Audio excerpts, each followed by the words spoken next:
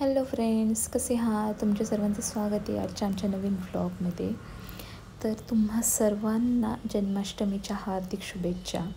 तर मी अर्धा तास पूर्वीच बाळकृष्णाच्या मूर्तींना मी काकडीमध्ये ठेवलेलं होतं, म्हणजे झोपून ठेवलेलं होतं.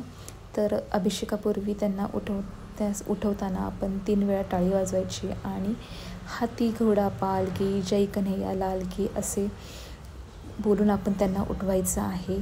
तर त्यांना आपण उठवल्यानंतर त्यांचं सर्वप्रथम आपण अभिषेक करणार आहोत. तर अभिषेकामध्ये मी स्वच्छ पाण्याने त्यांना धुतलेलं आहे. त्यानंतर आपण पंचामृताने त्यांना स्नान घालणार आहोत. आणि आपण जेव्हा अभिषेक घालत आहोत तर त्यावेळेस आपण एक मंत्र जपायचा आहे. ओम नमो भगवते वासुदेवाय नमः असा जप आपण अभिषेक घालताना आपल्याला जपायचा आहे. तर मी पंचामृताने त्यांना अभिषेक घातलेला आहे. आता त्यांना स्वच्छ पाण्याने त्यांना धुवून घ्यायचं आहे आपण.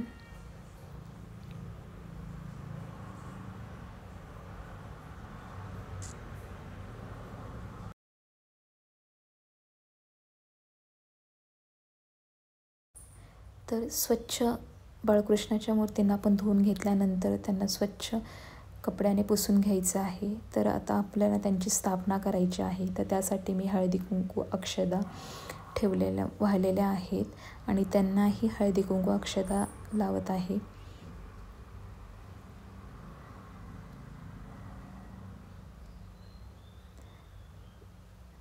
त्यांना फूल अर्पण करायचे. आता आपण त्यांना नवीन वस्त्र परिधान करणार आहोत. तर हे वस्त्र मी घरीच बनवलेले आहेत.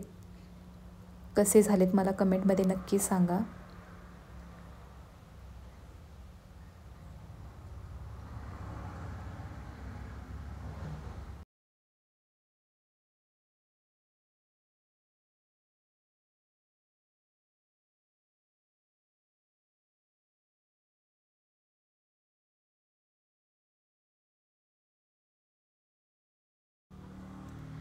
आता आपण लड्डू गोपालांना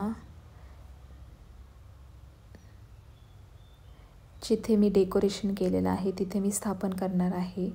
तर तिथे मी अक्षदा, हळदी कुंकू आणि फूल अर्पण केलेलं आहे आणि मी तिथे त्यांना बसवत आहे.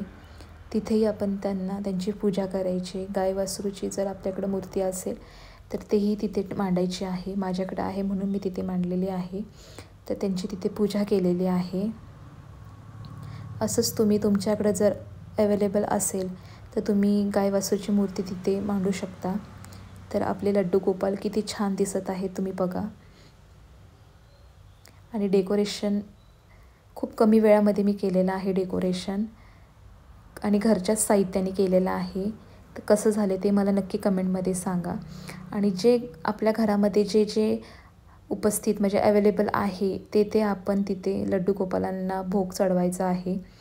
तर माझ्या घरी आता आपले जे ड्रायफ्रूट्स म्हणा आणि जे आपण उपास सोडण्यासाठी आपण जे जेवण बनवणार आहोत तेही त्यांना अर्पण करायचं आहे. आणि मेन म्हणजे त्यांना लोणी खूप आवडतं, तर लोणी मी ठेवलेलं आहे. त्यांना लोणी चारलेलं आहे आणि त्यांची पूजा करून घेतलेली आहे. तर अशा प्रकारे तुम्ही पूजा करा. आणि कशी वाटली तुम्हाला पूजा? ॲक्च्युली घरी कोणी नव्हतं सांगायला मला, तर मी माझ्या पद्धतीने केलेले आहे. काही चुकलं असेल तर मला नक्की सांगा, तेही समजून घेईल. तर तुम्हाला कसा वाटला हे व्लॉग मला कमेंटमध्ये नक्की सांगा. हाती घोडा पाल की जय कन्हैया लाल की.